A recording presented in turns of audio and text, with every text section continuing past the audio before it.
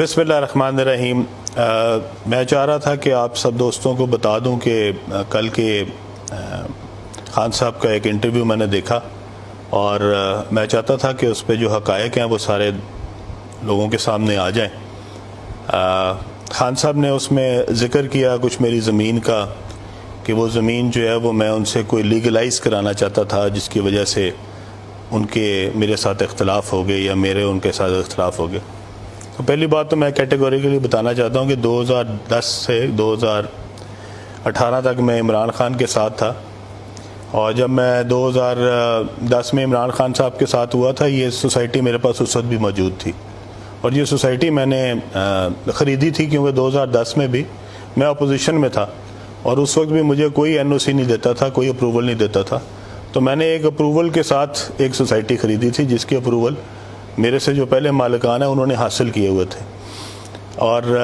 2010 سے لے کے آج تک 2022 تک وہ سوسائٹی میرے پاس موجود ہے اور اسی میں اس کی ایکسٹینشن ہوئی ہے۔ خان صاحب وہاں پہ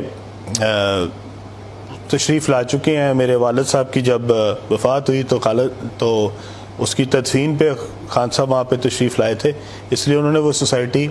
اس وقت بھی اور اس کے علاوہ بعد میں بھی کئی دفعہ دیکھی ہے۔ اور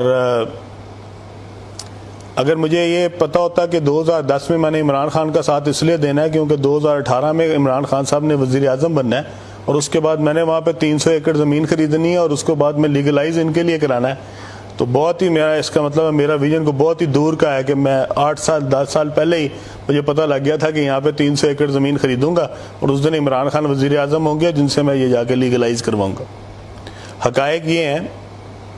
کہ یہ زمین جو ہے یہ 300 ایکڑ نہیں ہے، میرے پاس سوسائٹی میں 3000 ایکڑ سے زیادہ زمین موجود ہے، اور خان صاحب جس 300 ایکڑ کی بات کر رہے ہیں کہ اس کا شاید وہ یہ بتانا چاہ رہے ہیں کہ وہ زمین جو ہے وہ اس کا سٹیٹس تبدیل ہو رہا ہے، کیونکہ میں نے وہاں پہ زمین کوئی جو ہے وہ ایکوائر نہیں کرائی، میں نے وہاں کے لوکل زمینداروں سے زمینیں خریدی ہیں، اور وہ 3000 ایکڑ ہو یا 10,000 ایکڑ ہو اس میں سے ایک انچ زمین بھی جو ہے وہ سرکاری نہیں ہے، وہاں نہ ہی کوئی شاملات ہے اور نہ ہی وہاں پہ کوئی سرکاری کوئی ایک کنال بھی موجود ہے، تو اس لیے وہاں پہ ساری زمین جو ہے وہ لوکل زمینداروں سے خرید کی گئی ہے اور مارکیٹ ریٹ پہ خریدی گئی ہے اور ان کی منشا اور مرضی کے مطابق خریدی گئی ہے۔ دوسری بات یہ کہ یہ جو زمین جس کی وہ بات کر رہے ہیں یہ زمین اب روڈا کے انڈر آ گئی ہے، جو کہ عمران خان صاحب نے بنوائی ہے روڈا، اور یہ روڈا وہ ہے جس نے لوگوں سے زمین ایکوائر کی ہے سرکاری ریٹ پہ، جو کہ چند لاکھ روپے کے گیز خریدی گئی ہیں اور بعد میں اپنے من پسند جو ڈیولپرز ہیں ان کو یہ بانٹی گئی ہے۔ وہ جو من پسند ڈیولپرز ہیں ان میں کون کون شامل ہیں، ان میں کن کن لوگوں نے مفاد لیا ہے اور ان کا عمران خان صاحب کے ساتھ کیا تعلق ہے،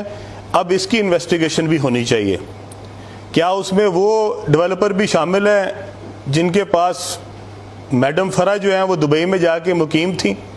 جن کے جہاز کے اوپر وہ پھرتی رہی ہیں اور جس کے قریبی روابط کی وجہ سے عمران خان صاحب کے ساتھ بھی ان کا تعلق بنا؟ میرے خیال میں ساری چیزیں اب لوگوں کی تک پہنچنی چاہیے۔ یہ 300 ایکڑ اراضی کے بعد اب یہ بھی خان صاحب کو بتانا پڑے گا کہ وہ جو اراضی روڈا میں دی گئی جو کہ لوگوں سے سرکاری زمین سرکاری ریٹ پہ خریدی گئی پرائیویٹ زمین، اور اس کے بعد اس کو پرائیویٹ ڈیولپرز کو دے دی گئی، وہ پرائیویٹ ڈیولپرز میں کون کون شامل ہیں؟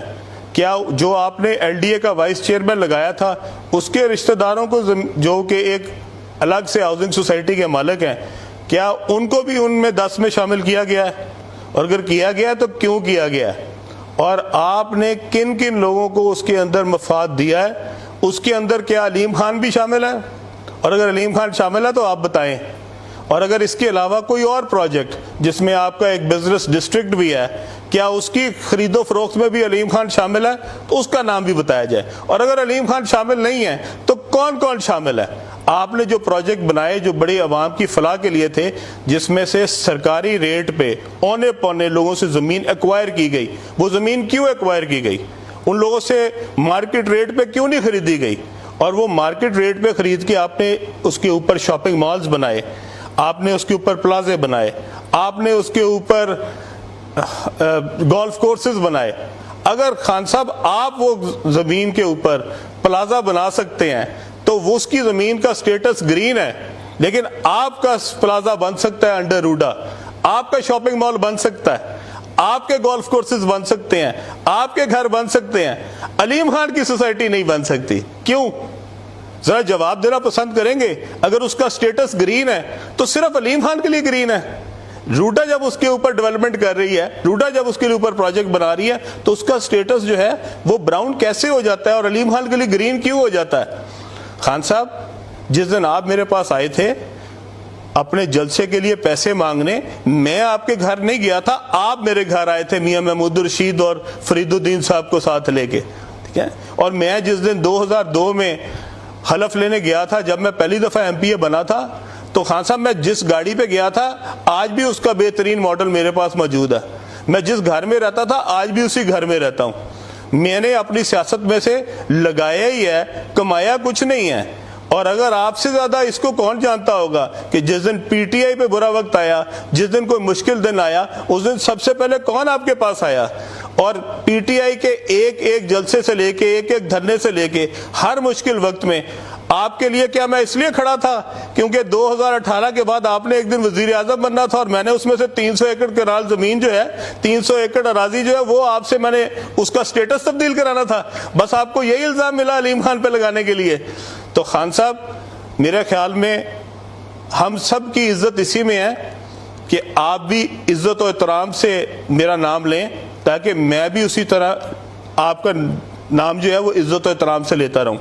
اگر آپ میرے بارے میں بولنا شروع کریں گے اور مجھ پہ الزام لگائیں گے تو چپ میں بھی نہیں رہنے والا. اور پھر جب ہم نے ایک دوسرے کو بارے میں بولنا شروع کیا تو میرے خیال میں اس میں آپ کو کوئی فائدہ نہیں ہوگا, آپ کا شاید نقصان ہی ہو جائے. تو بہتر یہی ہے کہ میں نے بھی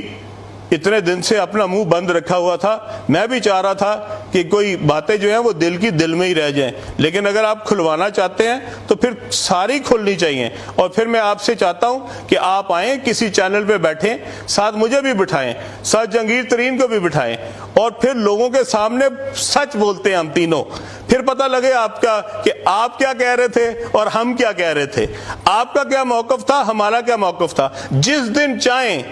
جس جگہ چاہیں, جس چینل پہ چاہیں, جتنے گھنٹوں کے لیے چاہیں, آئیں پروگرام کرتے ہیں. ذرا عوام کو پتہ تو لگے کہ اصل چہرہ کیا ہے, علیم خان کا چہرہ کیا ہے,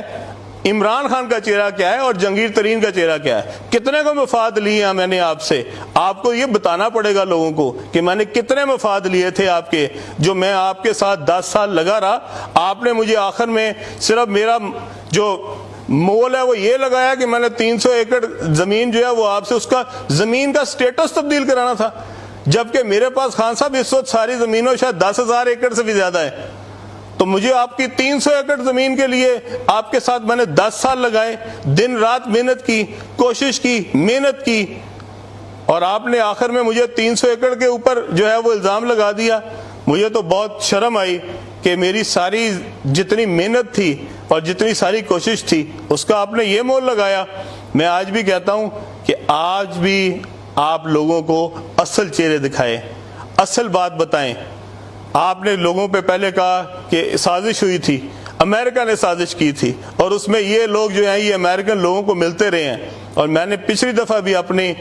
پریس کانفرنس میں بتایا تھا کہ میں آپ کے گھر میں ملا تھا امریکن امبیسڈر کو, میں ای یو کے امبیسڈر کو آپ کے گھر پہ ملا تھا, میں خان صاحب انگلینڈ کے امبیسڈر کو آپ کے گھر پہ ملا تھا. جب آپ کے گھر پہ جس وقت آپ پرائم منسٹر نہیں تھے ان سارے امبیسڈرز کو ملا جا سکتا ہے تو اس کے بعد کیوں نہیں ملا جا سکتا؟ خان صاحب حکومت میں آنے کے بعد تو یہ امبیسڈرز مجھ سے زیادہ آفیشلی بھی مل سکتے تھے, اور آپ نے میرے نام کے اوپر غدار لکھوا دیا, جبکہ ملتے تو میں آپ کے ساتھ رہا تھا. جب آپ ملا کرتے تھے ان امبیسڈرز کو, جب آپ اپوزیشن میں تھے, تو کیا آپ محب وطن تھے؟ اور آج جو مل رہا ہے آپ کے دور میں وہ غدار ہے. یہ کون سا سٹینڈرڈ ہے؟ آپ ایک سٹینڈرڈ کیوں نہیں رکھتے؟ آپ بتائیں کہ ہاں اس دن میں بھی غدار تھا, آج یہ بھی غدار ہے, تو ہم بھی سارے مان لے کہ تاکہ جو مل رہا ہے جس بھی امبیسڈر کو, خواہ وہ ای یو کا امبیسڈر ہے, خواہ وہ برٹن کا امبیسڈر ہے, خواہ وہ امریکہ کا امبیسڈر ہے, خواہ وہ جاپان کا امبیسڈر ہے, خواہ وہ رشیا کا امبیسڈر ہے, وہ سب غدار ہیں. تو آپ اپنے لوگوں کو دیکھیں، آپ اپنے وزراء کو دیکھیں کہ ان میں سے کون کون ملے ہیں ان ساروں کو، اور اپنے دور میں بھی ملے ہیں اور اس سے پہلے بھی ملے ہیں۔ یہ کیا سٹینڈرڈ ہے کہ جو بھی کسی ایمبیسڈر کو ملا ہے، جو بھی کسی ہائی کمشنر کو ملا ہے، کیا وہ سب غدار ہیں؟ آپ سے ہمیں سرٹیفکیٹ لینے کی ضرورت نہیں ہے کہ کون غدار ہے کون نہیں غدار ہے۔ میں نے آپ کو پچھلی دفعہ بھی کہا تھا، ہم سب کو پتا ہے ہمارے اندر کیا ہے اس ملک کے لیے۔ اگر اس ملک کے لیے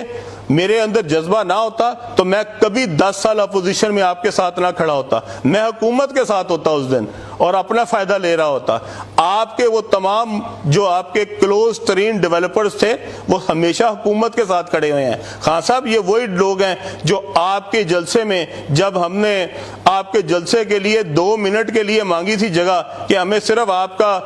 ہیلی کاپٹر اتارنے دیں، تو آگے سے اسی ڈیولپر نے، جس کو آپ نے بعد میں بہت نوازا، مجھے جواب دیا تھا کہ علیم خان میں کاروباری آدمی ہوں، میں علیم خان نہیں ہوں۔ اور آپ کو پتا ہے کہ وہ کس نے جواب دیا تھا۔ خان صاحب آپ کو سب پتا ہے، سب کی حقیقتیں پتا ہے، اور جو کرتا رہا ہے آپ کو سب پتا ہے، لیکن یہ ہے کہ آج مسلط کے تحت ہم بھی چپ ہیں، ہم بھی کوشش کر رہے ہیں کہ عزت بنی رہے، بھرم بنا رہے، آپ کا بھی بنا رہے۔ آپ سیاست کریں، لوگوں کو ورگلائیں، لوگوں کو جھوٹ دکھائیں، وہ دکھائیں جو آپ اصل میں نہیں ہیں، لیکن میں جس دن بولوں گا میں تو وہی بولوں گا جو اصل ہے۔